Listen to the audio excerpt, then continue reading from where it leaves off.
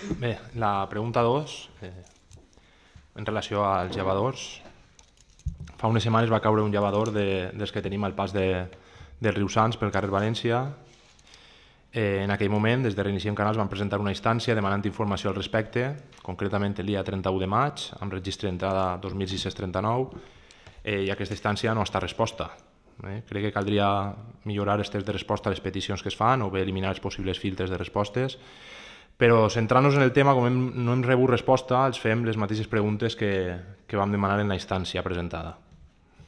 Recordàvem en la instància i recordem ara els acords que es van prendre mitjançant moció que nosaltres mateixos vam presentar al plenari de gener d'aquest any, on s'instava al govern municipal a prendre les mesures oportunes per protegir els elements declarats de rellevància local que consten en els arxius de la Conselleria.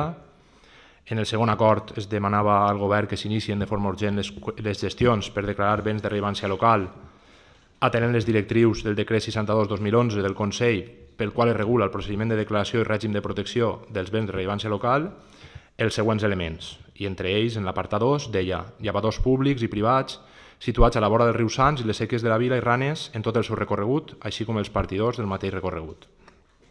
En el tercer acord de la moció es demanava que s'adopten de manera immediata les mesures legals previstes, atenent, entre altres, les que disposa el mateix decret, el decret 62-2011 de 20 de maig del Consell, pel que regula el procediment de declaració i règim de protecció dels béns de rellevància local per evitar qualsevol destrossa i desaparició durant el procés de gestió de declaració de bé de rellevància local. Per tant, tenint en compte, sobretot, aquest tercer acord, demanàvem en la instància i demanem avui davant plenari que se'ns expliqui les mesures adoptades per aquest Ajuntament pel que fa a la protecció dels béns patrimonials esmentats en l'acord plenari, així com qualsevol gestió dut a terme per complir amb el punt 2 de l'acord mencionat. Gràcies. Manu, vols respondre? Toni, perdona. El regidor de Patrimoni, Antoni Oreal, contestarà aquesta pregunta. Bona nit a tots i a tots. Contestar-te, bé Manu, bé jo, perquè evidentment aquest tema es porta a Patrimoni, però també té molt que dir i està treballant conjuntament a Urbanisme.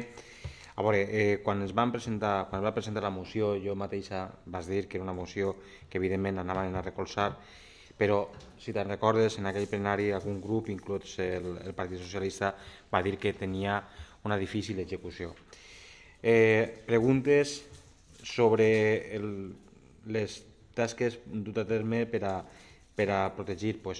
De moment no hem pogut, perquè ara mateixa hem de dir que la saturació de treball que porta el Departament d'Urbanisme, ja no vaig a dir-te el de Patrimoni, que compta només exclusivament en 2 persones per a diferents tasques administratives, no és possible, en aquest personal, no és possible fer el treball de l'acord plenari. Per la qual cosa, el que sí que te dic és que prenguem consciència d'això, se tindrà que treure aquest treball, se tindrà que contractar una empresa externa que valore el cost d'aquesta protecció i que el porte una empresa o una associació o una entitat especialista en aquests temes i que evidentment se dotarà pressupostàriament per a l'any que ve.